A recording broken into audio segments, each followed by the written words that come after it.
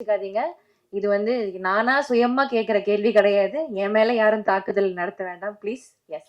சரி, நீங்க படத்தை பார்த்துட்டீங்க அப்படின்றதுனால நான் கேட்கிறேன். படம் எப்படி இருந்துச்சு? ஏன்னா நீங்க ரொம்ப ஸ்ட்ரெயிட் ஃபார்வர்டா ஆன்சர். ஒரு மைக் கொடுத்துருங்க. எப்பவுமே ஸ்ட்ரெயிட் ஃபார்வர்ட் ஆன்சர்ஸ் உங்ககிட்ட இருந்து வரும். பிடிச்சிருக்குன்னா பிடிச்சிருக்கு, பிடிக்கலன்னா பிடிக்கல அப்படின்னு சொல்வீங்க.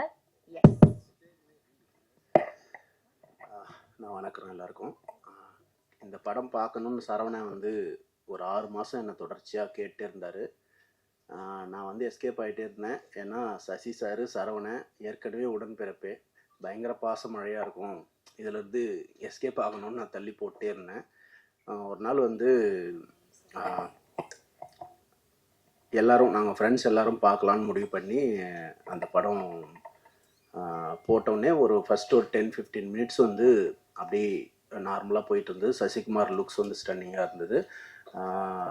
போக அந்த படத்தில் வந்து வர சீன்ஸும் அதில் இருக்கிற பர்ஃபார்மன்ஸும் வந்து பயங்கர கனெக்டடாக இருந்தது. ரொம்ப நிறைய விஷயங்கள் வந்து பயங்கர அதிர்ச்சிகரமாக இருந்தது பார்க்குறதுக்கு. ஸ்டில் நான் வில்லேஜ்லேயே இருந்திருந்தா கூட எனக்குமே இந்த விஷயங்கள் வந்து ரொம்ப ரொம்ப ஸ்டன்னிங்காக இருந்தது.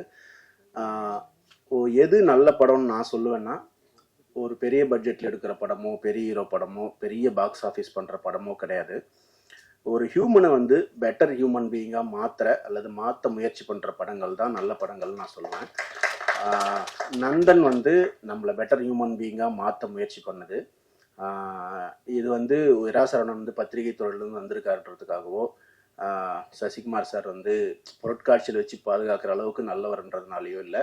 இந்த படம் நல்ல படம், அதனால் கண்டிப்பாக எல்லாரும் சப்போர்ட் பண்ணுங்கள். நன்றி. சரி, இன்னும் 2 கேள்வி கேட்க சொன்னாங்க, அதுதான் கேட்கலாமா? அவ்வளோதான். Okay, thank you. ஸோ படத்துடைய இயக்குனர்